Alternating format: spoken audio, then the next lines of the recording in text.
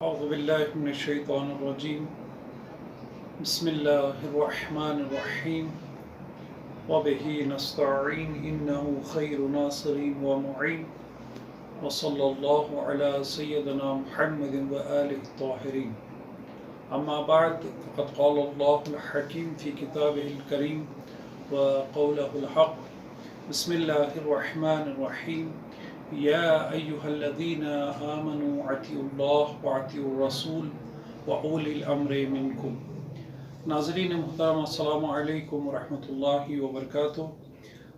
ناظرین محترم، جیسا کہ آپ بخوبی جانتے ہیں کہ ہم نے پہلے ایک کلپ میں امام رضا علیہ السلام کی نصیحتوں میں سے ایک نصیحت کو آپ کی خدمت میں عرض کیے، اور آج ہم چاہتے ہیں کہ امام کی ایک دوسری نصیحت۔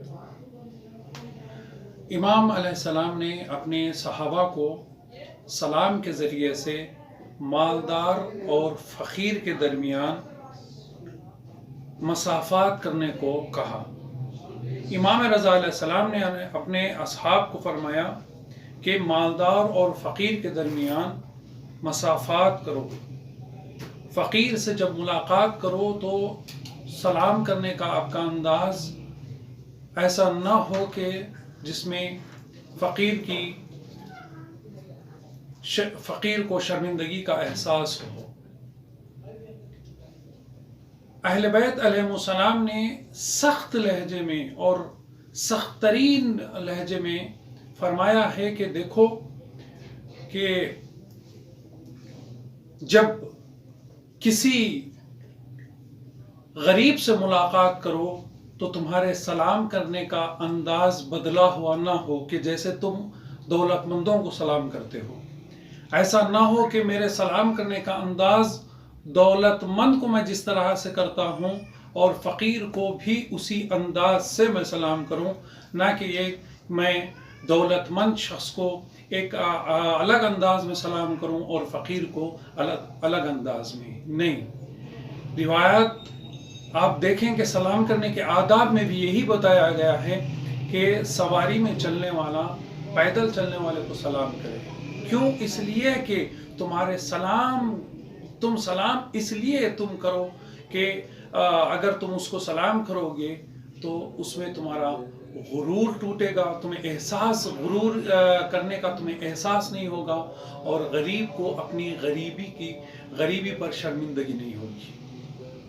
آپ ائمہ معصومین علیہ السلام کے کردار کا آپ مشاہدہ کریں۔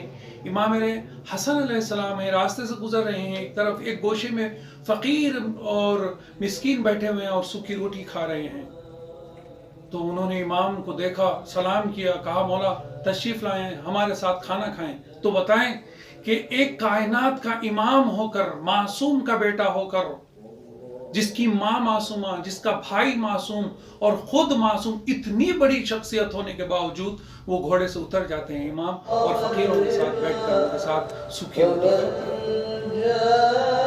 اگر اس طریقے سے اگر امام وہاں سے گزر جاتے تو شاید غریبوں کو اپنی غریبی کا احساس ہوتا، لیکن امام حسن علیہ السلام ان کے ساتھ بیٹھ کر کھانا کھائے اور اس کے بعد پھر خود ان کو دوسرے دن گھر پر دعوت میں بلائے اور کھانا کھلائے اور لباس عطا کیا انہیں۔